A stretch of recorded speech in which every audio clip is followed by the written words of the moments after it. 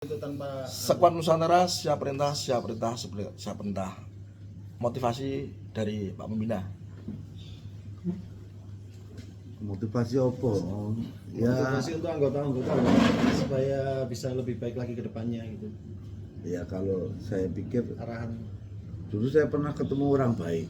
Dia tuh suruh saya beli ke pasar, suruh beli tahu sama tempe, sama suruh beli mengkudu. Terakhir suruh beli pisau, suruh ngasah yang tajam gitu. Jadi disuruh tempenya suruh. Setelah saya pikir apa disuruh tahu tempe, kok terus dikasih mengkudu sama mengkudu. Rupanya rupanya kita harus tahu tempe itu rupanya tempo ya. Saya pikir tempe itu waktu. Jadi kita harus tahu waktu, tahu saat. Jadi sesuatu nggak tahu, lu kok jalani sesuatu nggak tahu berarti lagi melindur. Orang tidur berjalan. Jadi kita jalani apapun harusnya kita tahu. Baik buruk menurut saya sama aja. Karena baik pasti ada buruk, buruk pasti ada baik. Dan baiknya itu pasti karena kebaikan Allah Subhanahu wa taala. Buruknya menurut saya itu karena setiap baik juga ada buruk, buruk ada baik, ya baiknya punya yang maha kuasa, yang jeleknya kita. Oleh karena itu kita harus tahu waktu, tahu tempo. Kemudian saya disuruh belah mengkudunya. Mengkudunya ternyata banyak isinya. Lah mengkudu yang sak kepel itu aja banyak isinya. Lah kita ini segini besar badan kita ini banyak isinya enggak? banyak isinya. Banyak. Nah, kalau banyak isinya ya itu tadi. Kalau apalagi kalau tambah N isin.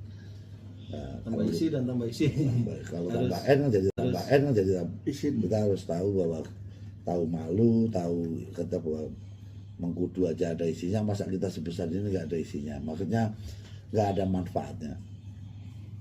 Nyamuk aja banyak manfaatnya. Kotoran sapi, limbah-limbah itu sebenarnya ada manfaatnya. Masa kita yang sebesar ini nggak ada manfaatnya. Oleh karena itu ya kita ayo bareng-bareng apa yang bisa kita kerjakan untuk bantu masyarakat bareng-bareng, tapi ya tidak boleh bergantung kepada satu orang yang mendapat titipannya Maha Kuasa.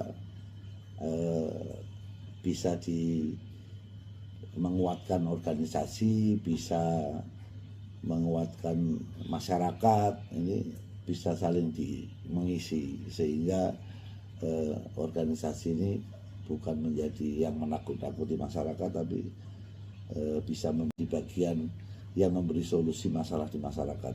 Dan ini harusnya dilaksanakan oleh seluruh aparat pemerintah daerah, dari daerah sampai ke pusat itu harusnya dia menjadi bagian yang memberi solusi masyarakat. Ya, sementara kita ini bagian daripada satuan negara yang besar, ya kita tidak masuk di pemerintah, ya kita di swasta. Mari kita sama-sama bergandengan tangan.